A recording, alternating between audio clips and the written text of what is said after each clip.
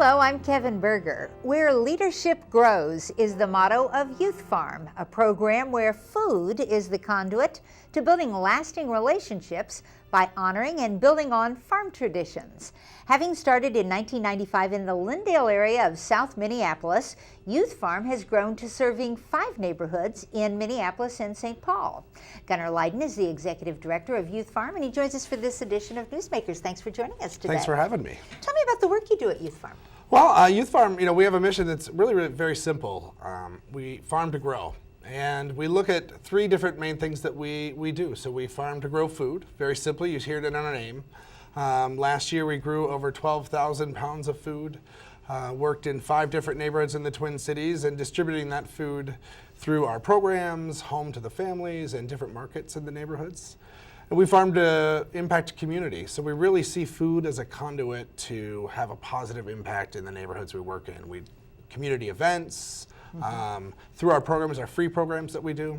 And finally, most importantly, we farm to grow leaders. We really see youth as not something that we want to build towards the future, but that have real possibility of being leaders now and have a real engagement in what they do and making their neighborhood a better place.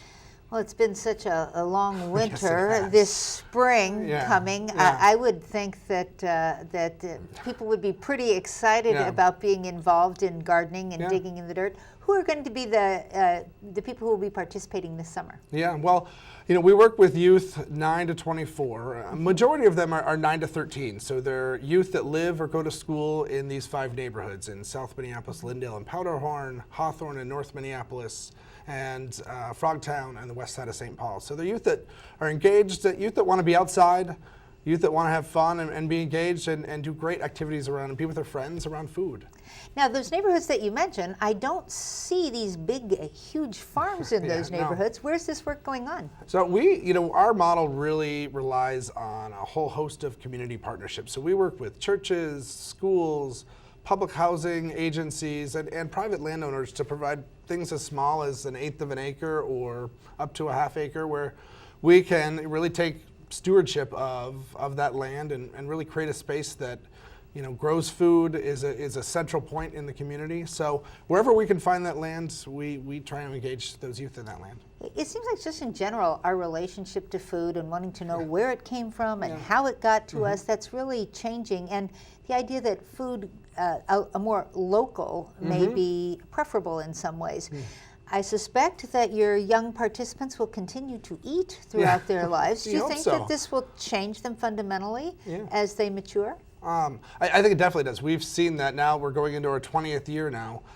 We've seen that over time, when you get youth engaged at a young age and have them be able to make decisions around food and have experiences that growing it, cooking it, asking them what they think about it. What if you don't like it? Why don't you like it? What are your thoughts around it? And we see that really builds upon itself. And we really, as they get older, we push them to think about that more and be more engaged in all aspects of that.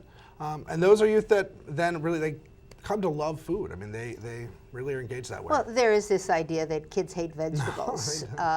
Do you find that when they grow it themselves, they feel differently about this, perhaps? Definitely. One of the great things I get to do in my job is come and visit in the summer when they're having lunch. They prepare lunch for each other every day in the summer. And you'll see at the end of the first round, we'll have seconds for a whole host of salad, and there will be 30 kids lined up to eat. I mean, for salad? Yeah, for salad with lots of vegetables. And that's a reality. I think if you give youth the opportunity to eat healthy, they like to do that. They're always looking for both participants and volunteers at YouthFarm. If you would like to find out more about their work, about the students, about the farm program, youthfarmmn.org. And that's it for this edition of Comcast Newsmakers. Thanks for watching.